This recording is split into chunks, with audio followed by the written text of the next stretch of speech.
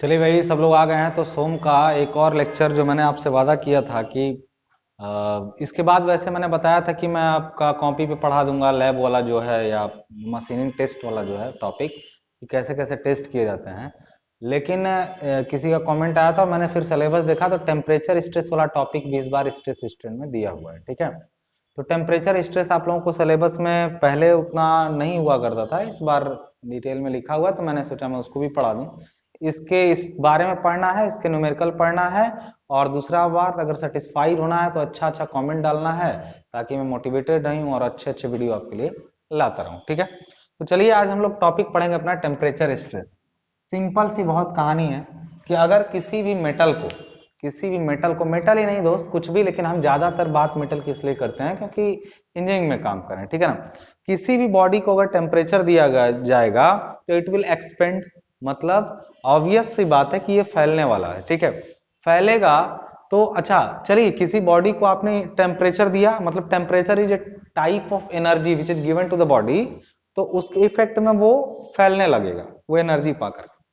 लेकिन अगर उसके फैलाव का विरोध करते हैं, लाइक अगर आप उसके फैलाव को क्या करते हैं, अपोज करते हैं, आप उसको फैलने नहीं देते हैं या कोई भी उस बॉडी में फिक्सिडिटी है तो उसके वजह से उस बॉडी में इंटरनल स्ट्रेसेस जनरेट हो जाएंगे और उन स्ट्रेसेस को कहते हैं टेम्परेचर स्ट्रेस। मतलब temperature stresses are the stresses which are developed to do fixity of body and increase in temperature. मतलब बॉडी के फिक्सिडिटी के कारण उसको डिफॉर्म होने से रोकने का प्रयास जब आप करते हैं तो वो बॉडी क्या करती है, टेम्परेचर बढ़ने के कारण अपने आप जो है, एक चीज हमेशा ध्यान रखिएगा, टेम्परेचर देने से टेम्परेचर स्ट्रेस कभी नहीं आएगा जब तक कि आप उसके बढ़ने का विरोध नहीं करेंगे। लाइक अगर कोई छड़ वगैरह इस टाइप से है, सपोज ये कोई छड़ इस टाइप से है, ऐसे अगर इसको फिक्स ना किया जाए, जैसे अब फिक्स कर दिया गया ना, अब इसका टेम्परेचर अगर हम लोग यहाँ सपोज कोई हमने टेम्परेचर बढ़ाने के लिए कोई भी कैंडल वगैरह या कोई लाइटर या फिर गैस कुछ भी जला दिया यहाँ पे, और उनको जलने से ये क्या हो रहा है, छड़ की लंबाई में क्या हो रही है, वृद्धि होने की प्रवृत्ति आ रही कि एक्सपेंड करेगा, बट इसको रोक दिया गया तभी तो एक्सपेंड नहीं कर पा रहा है। यहाँ हमेशा ध्यान रखिएगा, इसको रोका गया है।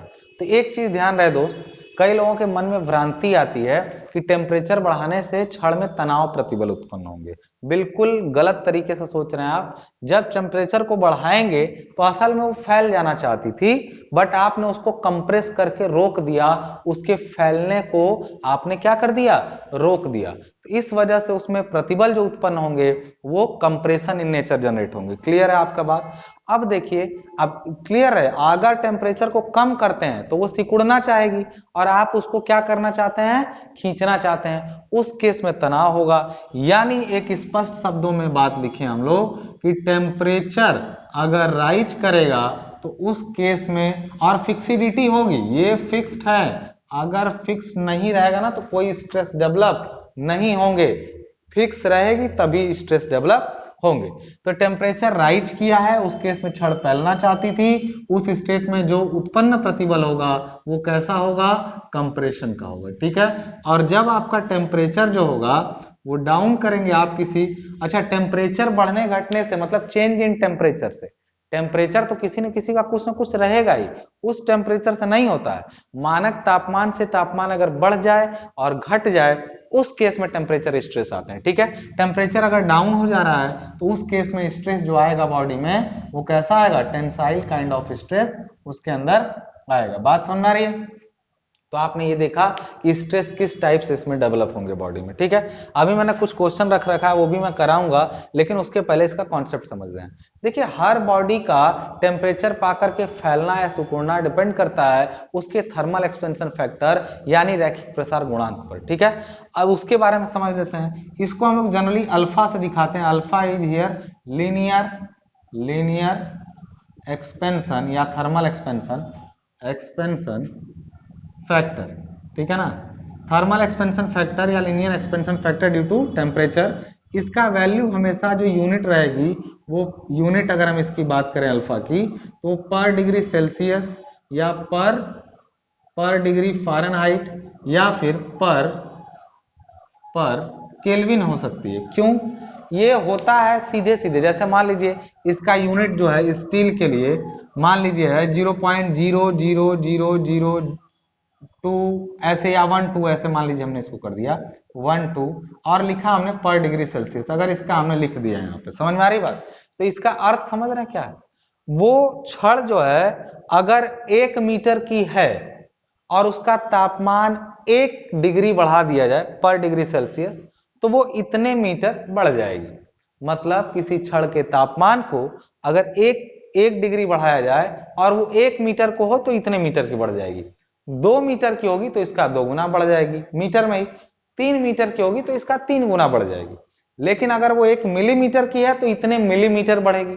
मतलब ये बेसिकली स्ट्रेन पर डिग्री सेल्सियस है, प्रति इकाई लंबाई में वो कितना बढ़ेगी 1 डिग्री सेल्सियस पर, उसी को थर्मल एक्सपेंशन फैक्टर अल्फा कहते हैं।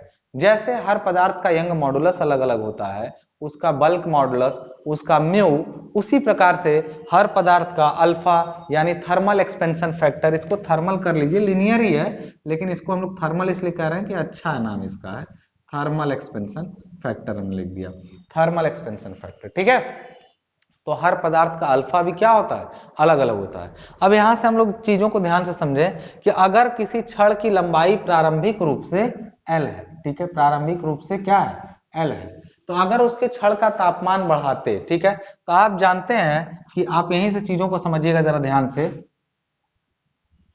समझिएगा। हमने ये चीजें आपको बताई थियोरेटिकली, देखिए नोट्स बनाते जाइए, वैसे नोट्स मिलेंगी, पेड नोट्स मिलेंगी आपको जल्दी ही। आपको अब कांटेक्ट में रहिए, टेलीग्राम ग्रुप में ना ऐड रहिए। अगर आप लोग जो हमसे अलग अलग मैसेज करते हैं, सर कब मिलेगा, भैया मिलेगा तो मैं उसमें मैसेज करूंगा, आप उसको ऐड करिए। टेलीग्राम ग्रुप में कैसे जुड़ना है, डिस्क्रिप्शन बॉक्स इसी वीडियो का चेक करिए, इसी में आपको टेलीग्राम ग्रुप का लिंक मिला, उस पर क्लिक करेंगे, टेलीग्राम डाउनलोड रहेगा, ज्वाइन कर लीजिएगा। ठीक है, ये चीजें आपको अगर समझ में आ गई हैं तो बस इतना और जान लो दोस्त कि अब हम लोग बात करते हैं कि अगर किसी छड़ का डेल्टा एल निकालना हो, डेल्टा देखिए इसके, अगर अभी तक आप डेल्टा निकालते थे तो लगाते थे PL अपॉन ए, मतलब किसी छड़ की लंबाई में वृद्धि या कमी के लिए अब तक आप फार्मूला लगाते थे, उस पर लोड कितना लगा है, उसकी लंबाई कितनी है, उसका एरिया कितना और उसका ई कितना है। लेकिन इसमें आप ऐसा नहीं कर पाएंगे क्योंकि लगा हुआ लोड पता नहीं है, उसका एरिया पता चलेगा लेकिन लगा हुआ लोड नहीं पता है, तो कैसे आप पता कर पाएंगे इसको, इसमें क्या हो रहा है, ना स्ट्रेस पता है आपको, स्ट्रेस पता चल जाए। तो इसके लिए हम लोग डेल्टा एल का जो फॉर्मूला लगाएंगे वो क्या होगा, तो उसका जो डेल्टा एल होता है वो होता है, देखिए अगर छड़ की लंबाई 1 मीटर होती तो वो कितना बढ़ता 1 डिग्री सेल्सियस पर, यानी 1 डिग्री सेल्सियस अगर छड़ का लंबाई होता और उसकी साथ साथ उसकी जो तापमान में परिवर्तन 1 डिग्री सेल्सियस का होता तो वो अल्फा बढ़ जाता। अल्फा बढ़ने के लिए अल्फा बढ़ जाता, अल्फा क्यों, अल्फा दिया हुआ है उसका किसी छड़ का। अगर इसी तरीके से हम कहें कि छड़ की लंबाई 1 मीटर नहीं, कितने मीटर है, L मीटर है, और उसके तापमान में परिवर्तन 1 डिग्री सेल्सियस नहीं बल्कि डेल्टा T डिग्री सेल्सियस बढ़ाया गया। इसका मतलब हुआ क्या कि जो डेल्टा L की वैल्यू होती है वो होती है L अल्फा डेल्टा T। ये किसका फॉर्मूला है, किसी भी छड़ की लंबाई में वृद्धि का, कि जब उसका तापमान डेल्टा T बढ़ाया जाएगा, डेल्टा T अगर 1 मीटर रहा होता तो जितने डिग्री सेल्सियस बढ़ता उतना टाइम्स अल्फा, और L क्या है कि 1 मीटर की जगह 3-4 मीटर है तो वो, तो डेल्टा एल जो होता है किसी छड़ का तापमान बढ़ाने पर उसकी लंबाई में वृद्धि या कमी, दोनों, कमी भी, वृद्धि या कमी दोनों के लिए एल अल्फा डेल्टा टी हम लोग फॉर्मूला लगा देंगे। बात समझ में आ रही है। अब यहां से एक चीज बताइए कि अगर किसी छड़ की लंबाई में परिवर्तन पता है और प्रारंभिक लंबाई उसकी जो है वो एल है, तो इसका मतलब है कि उसका स्ट्रेन जो होता है, स्ट्रेन हम लोग जानते हैं, एक फॉर्मूला ये हुआ लंबाई में वृद्धि का, स्ट्रेन क्या होती है, वो होता है डेल्टा एल अपॉन एल, यानी डेल्टा एल की वैल्यू अगर ये रख दें L alpha delta T upon L, तो यहां से एल से एल कैंसिल हो जाएगा, यानी स्ट्रेन ई का जो फॉर्मूला हुआ किसके लिए, टेम्परेचर स्ट्रेस के लिए, तो हुआ अल्फा डेल्टा टी। किसी क्षण में विकृति कितनी होगी, तो अल्फा डेल्टा टी के बराबर विकृति होगी। आई होप चीजें समझ में धीरे धीरे आप लोगों को आ रही हैं। अल्फा डेल्टा टी कौन सा फॉर्मूला है? स्ट्रेन का। अब एक देखिए इसमें उल्टा चीजें चल रही हैं, फोर्स से सब नहीं निकाल रहे हैं, बल्कि पहले डेल्टा एल निकला, फिर स्ट्रेन निकल गई। अब बताइए स्ट्रेस कितना होता है किसी भी बॉडी पर, स्ट्रेस कितना होता है? तो स्ट्रेस सिग्मा जो होता है, स्ट्रेस मैं यहाँ ऊपर लिख दूं, अगर ये चीजें आपको समझ में आ गई हो तो मैं यहाँ पे इसको ऊपर लिख देता हूँ। क्या है भाई? नोट्स बनाते जाइए। यहां पर अगर हम लोग लिखें कि स्ट्रेस जो होगा थर्मल, थर्मल स्ट्रेस भी नहीं पता चलेगा, स्ट्रेस कितना होगा? तो वो होता है स्ट्रेन आई इंटू क्या होता है? यंग मॉडुलस ई। यही तो स्ट्रेस का फॉर्मूला होता है। तो थर्मल स्ट्रेस जो सिग्मा टी होगा वो कैसा होगा? पहली बात कि नेचर कैसा होगा? टेम्परेचर बढ़ा है तो कंप्रेशन, घटा है तो टेंसाइल। लेकिन ये कितना होगा? तो स्ट्रेन का वैल्यू आया है अल्फा डेल्टा टी इंटू क्या हो जाएगा? ये किसका होगा? ये थर्मल स्ट्रेस का फॉर्मूला होगा। ठीक है, थर्मल देखिए लंबाई में वृद्धि पूछे ये लगाना है, लंबा जो विकृति पूछे तो ये लगाना है, स्ट्रेस पूछे तो ये लगाना है। अब उस क्षण में जो वृद्धि हुई तो आप उसको रोक रहे थे, तो किस बल से रोक रहे थे? उसी बल के प्रभाव में तो तनाव या कंप्रेशन बल के प्रभाव में क्षण में स्ट्रेस आए हैं। वो कौन सा बल है जिससे उसको रोका गया है? तो बल बराबर होता है इस फोर्स बराबर जो होता है वो क्या होता है?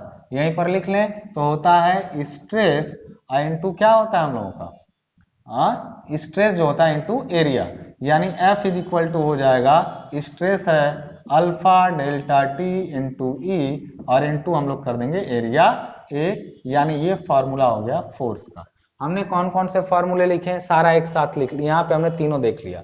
चलिए स्ट्रेस का ये हुआ, फोर्स का ये हुआ, और डेल्टा एल का भी यही लिख लेते हैं सबको, फिर उधर मैं मिटा दूंगा। डेल्टा एल का फॉर्मूला क्या हुआ? एल अल्फा डेल्टा टी हो गया, इसको भी हमने यहाँ लिख लिया। स्ट्रेन का फॉर्मूला क्या हुआ? अल्फा डेल्टा टी हो गया, इसको भी हमने यहीं लिख लिया। सारा फॉर्मूला हमने लाइन से यहाँ पे कलेक्ट कर लिया, चार इंपॉर्टेंट फॉर्मूले आपको निकल के आ गए यहाँ से। ठीक है, अब अगर आप पूरा समझ चुके हैं कि थर्मल स्ट्रेस क्या है, तो जो क्वेश्चन यहाँ पर पूछे गए हैं उनको आप जरा ध्यान से समझ के उनका आंसर दीजिए। कुछ क्वेश्चंस जो होंगे वो मैं अगर जरूरत समझूंगा तो बाद में और कराऊंगा, लेकिन फिलहाल ये कुछ बेसिक क्वेश्चंस हैं जिनके जवाब आप ध्यान से समझ करके दीजिए। कैसे क्या पूछा गया है? सबसे पहले हम लोगों से पूछा गया है कि एक 400 mm लंबी और 600 मिलीमीटर व्यास की तांबे की छड़ है, मतलब कितने मिलीमीटर लंबी है? उसका जो एल है, पहला क्वेश्चन में लगा रहा हूं, एल है 400 मिलीमीटर, यानी 400 मिलीमीटर वो लंबी है। उसका डायमीटर जो है डाया वो है कितना? 60 mm, 60 mm, यानी एरिया कितना होगा? एरिया कैलकुलेटर पे निकाल लीजिए सब लोग, कैलकुलेटर लेके चलाया करो, एग्जाम में पहली बार चलाओगे तो नहीं चलेगा। कितना हो जाएगा एरिया? कहेंगे 60 mm की है,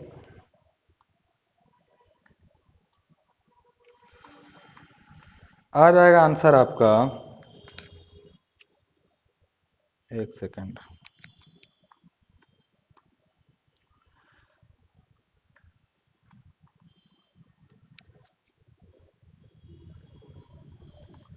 अट्ठाईस सौ सत्ताईस, यानी 2827 स्क्वायर एम। ये क्या आ गया आपका? छड़ का एरिया आ गया। ठीक है, अब हम लोगों से क्या पूछा है कि व्यास के तांबे की छड़ दोनों सिरों पर दृढ़ता पूर्वक जुड़ी हुई है, दोनों सिरों पर दृढ़ता पूर्वक जुड़ी है, यानी उसको रोका गया है। छड़ में कोई प्रतिबल नहीं है, फिलहाल नहीं है, जबकि कमरे का तापमान 25 डिग्री सेल्सियस, अभी 25। यदि छड़ का तापमान बढ़ाकर 50 डिग्री सेल्सियस कर दे, बढ़ाकर कितना बढ़ाया गया? तापमान में परिवर्तन डेल्टा टी कितना है? यानी 50 और माइनस क्या किया है? 25, यानी 25 डिग्री सेल्सियस छड़ के तापमान में वृद्धि हुई। अच्छा, वृद्धि होने पर प्रतिबल कंप्रेशन उत्पन्न होंगे, यही आपको ध्यान में रखना है। ठीक है ना, यदि छड़ का तापमान कर दिया जाए तो उसमें उत्पन्न अधिकतम प्रतिबल एवं उसका प्रकार, प्रतिबल भी बताना और उसका प्रकार। पहला बात कि इसका जो प्रतिबल होगा वो कंप्रेसिव होगा, क्यों? क्योंकि हमने बताया अभी। दूसरा चीज बताया उसमें उत्पन्न उसका प्रकार, प्रतिबल का मान भी बताना। प्रतिबल का फॉर्मूला क्या है? Sigma T. अच्छा, यहाँ पे कुछ वैल्यूज दिए हैं कि अल्फा इसका ये है और ई मतलब यंग मॉडुलस ये है। यंग मॉडुलस को अगर ध्यान दें, इसका यंग मॉडुलस ध्यान दें तो वो जो ई का वैल्यू है, ई सी यू मतलब कॉपर है, उसका वैल्यू जो 110 दिया है ना, उसका मतलब समझिएगा, उसको जब चेंज करेंगे तो वो आ जाएगा 110 सॉरी 1.10 इंटू 10⁵ न्यूटन पर स्क्वायर mm इसकी वैल्यू आ जाएगी। ठीक है, ई की वैल्यू आपकी आ जाएगी। दिखाई दे रहा होगा, नहीं दे रहा होगा तो अब सुनाई तो दे ही रहा होगा। ई का वैल्यू दे दिया है, अल्फा का वैल्यू 18.5 इंटू 10⁻⁶।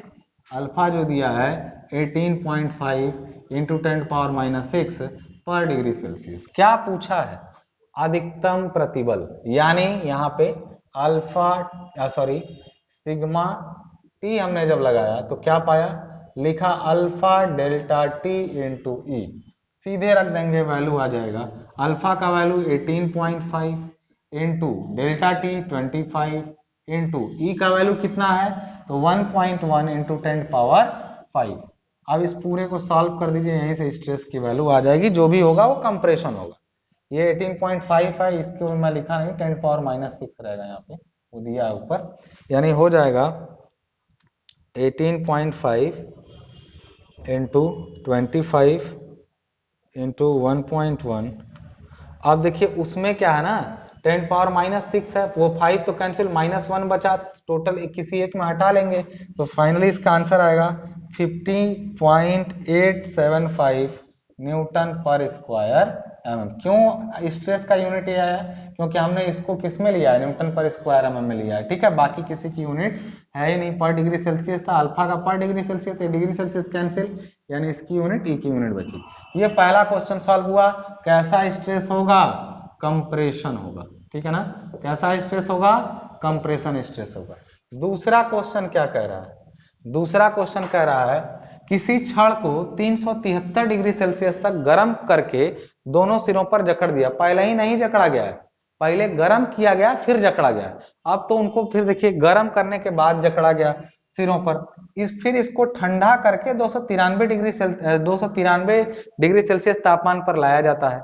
अब ये बताइए किसी छड़ को अत्यंत गर्म है, ठंडा करेंगे उसके तापमान में कमी आएगी, आएगी कमी, तो वो आना चाहे, अब मान लीजिए जकड़ दिया गया और आना चाह रहा है उसको, मान लीजिए 300 कितना किया गया, 373 पर, वो काफी फैला हुआ, उसी समय जकड़ दिए, बाद में ठंडा हुआ तो लगा वो आने, आप उसको रोक दिए, माने आप उसको ठंडा होने पर सिकुड़ने से रोक रहे हैं, मतलब खींच रहे हैं, तनाव लगा रहे हैं। प्रतिबल तनाव होगा, कैसे कैसे होगा, जो यहाँ पे डेल्टा टी का वैल्यू सबसे पहले बताइए। छड़ की लंबाई क्या दिया पहले वो देखिए ना, छड़ का व्यास 30 mm हो, 30 लंबाई दिया नहीं, यदि छड़ का व्यास 30 mm हो, यानी फाई अगर इसका 30 mm है तो इतना बताइए एरिया कितना होगा इसका, एरिया जो होगा इसका स्क्वायर और आप करेंगे इंटू पाई और इंटू सॉरी डिवाइडेड बाई 4, यानी आ जाएगा 706.85, 706.85 स्क्वायर mm क्या आ जाएगा इसका,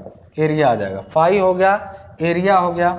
अब उसको ठंडा करना है तो डेल्टा टी का वैल्यू निकाल लेते हैं। डेल्टा टी का वैल्यू है कितने से कितने लाया गया है, 373 से 293, 373 degree Celsius minus 293 degree Celsius, तो वैल्यू क्या आ जाएगी इसकी 373 minus 293 that is equal to 80 degree Celsius. ठीक है, अल्फा का वैल्यू हमको दे रखा है, इसमें कितना दे रखा है, अल्फा ये दे रखा है 18 इंटू 10⁻⁶, अल्फा की वैल्यू दे रखा है 18 इंटू 10⁻⁶ पर डिग्री सेल्सियस। ठीक है, ई का वैल्यू 100 किलो न्यूटन पर स्क्वायर मिलीमीटर, ई का वैल्यू है 100 किलो न्यूटन, मतलब इसको 100 इंटू 10⁻³ न्यूटन पर स्क्वायर हम लिख सकते हैं ना, बिल्कुल लिख सकते हैं ये।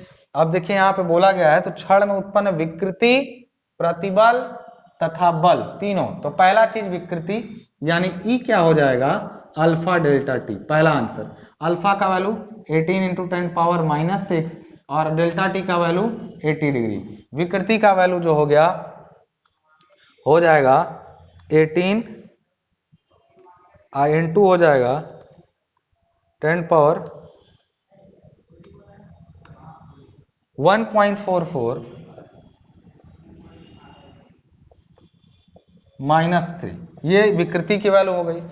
दूसरा चीज क्या पूछा हम लोगों से, प्रतिबल, सिग्मा की वैल्यू क्या हो जाएगी, प्रतिबल, प्रतिबल का फॉर्मूला यहाँ पर हम लोग लिखे हुए हैं, alpha delta T I into क्या कर देंगे ई, तो यानी इसी में ई का मल्टीप्लाई करना है, ई देखिए उसी के रेस्पेक्ट में आएगा, 1.44 इंटू 10 पावर -3 आपने किया तो वैल्यू जो भी आई, फिर इंटू कर देंगे ई का वैल्यू है 1 और इंटू क्या है आपका 10 पावर आपका 5 हो जा रहा है, वैल्यू आ जा रही 144 न्यूटन पर स्क्वायर एम। ठीक है, ई हो गया, सिग्मा हो गया। उसके बाद क्या हो गया आपका फोर्स का वैल्यू पूछा, बल एफ क्या होगा, एफ बराबर होगा प्रतिबल और एरिया। प्रतिबल है 144 और एरिया आपका कितना आ जाएगा, अब देखिए एरिया हम लोग निकाल लिए थे इसका 706.85, यानी कितना हो जाएगा इसको 706.85, यानी ये आ जाएगा पूरा इसमें बल 101.786 किलो न्यूटन। न्यूटन में आएगा, मैंने 10 पावर 3 से, ये 10 पावर 3 से मैंने डिवाइड कर दिया, ये किलो न्यूटन में चेंज हो गया। तो आपका तीनों आंसर आ गया, प्रतिबल विकृति कितना होगा, प्रतिबल कितना होगा और बल कितना हो गया, तीनों आंसर आ गया। मैं डिप्लोमा की हिंदी मीडियम के बुक से ही सारे एग्जांपल्स करा रहा हूं ताकि आपको थोड़ा फैमिलियर इससे महसूस होता रहे। अगर चीजें आपको समझ में आ रही हैं दोस्तों, तो फिर से मैं कह रहा हूं कि अपने कुछ दोस्तों तक वीडियो को और शेयर करिए, मुझे मोटिवेट करते रहिए। मिलते हैं नेक्स्ट वीडियो में, तब तक के लिए धन्यवाद।